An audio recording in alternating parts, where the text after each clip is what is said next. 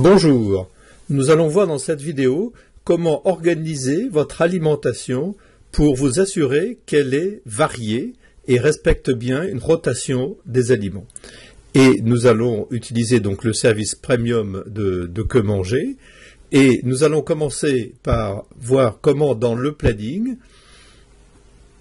nous avons déjà une journée qui a déjà été remplie, ce qui est celle de la vidéo précédente, et nous allons organiser un planning sur 5 jours. Donc nous rajoutons 5 dans le planning et on voit que nous avons à compléter des journées. Nous allons nous intéresser à la journée suivante et là pour ceci nous allons utiliser le planning pour préparer les repas.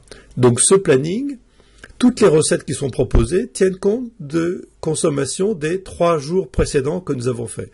Donc là on peut changer les propositions de recettes comme nous avons déjà vu ça dans la vidéo précédente.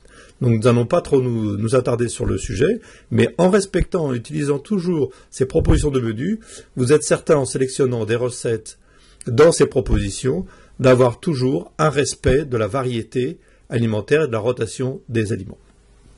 Donc une fois tous ces changements effectués sur une proposition de menu sur une journée, eh bien vous l'ajoutez intégralement au planning, comme nous le voyons là. Donc pour regarder ce qu'il en est, on revient sur notre planning de 5 jours et on voit que la journée du 29 vient compléter notre planning de prévision. Donc nous allons continuer à faire la même chose sur toutes les autres journées. Nous n'allons pas vous le montrer là, mais ça va nous permettre de pouvoir avoir un planning complet pour pouvoir faire la suite de la vidéo. Donc là, nous apercevons que sur une journée du 31, effectivement, nous n'avons pas utilisé les propositions de menu. Et là, nous allons utiliser une autre démarche qui va être de dire, je vais choisir des aliments par rapport aux différentes listes. Donc on a 2 modes de saisie. Un mode type individuel pour aller chercher une par une les recettes ou à partir de la base d'aliments. Mais nous avons aussi la possibilité d'aller choisir la liste complète pour les repas. Et donc en faisant ce mode avancé, eh bien, on a là toutes les listes des aliments et des recettes possibles, disponibles pour le menu. Donc nous allons aménager, faire des choix de recettes, etc., qui ne respectent pas forcément la rotation, puisqu'il n'y a que la proposition de menu qui, elle, fait bien le contrôle par rapport à l'alimentation.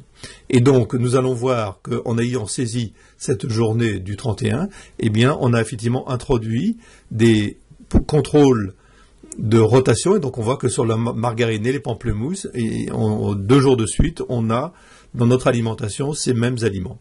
Vous voyez que donc, comme ceci n'apparaît pas pour les autres journées, eh bien, on voit qu'on est sûr que notre alimentation est variée sur tous les autres jours, en dehors de ces aliments-là dont on nous a indiqué qu'ils étaient en double.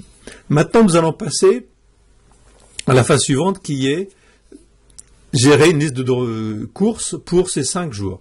Donc, après avoir choisi de lancer la liste de courses, on voit là la liste de toutes les recettes qui sont et aliments qui sont faits, et donc on doit ajuster repas par repas si c'est pour 1 ou 2 ou 3 personnes, enfin le nombre de convives à chacun des repas ou pour chacune des recettes.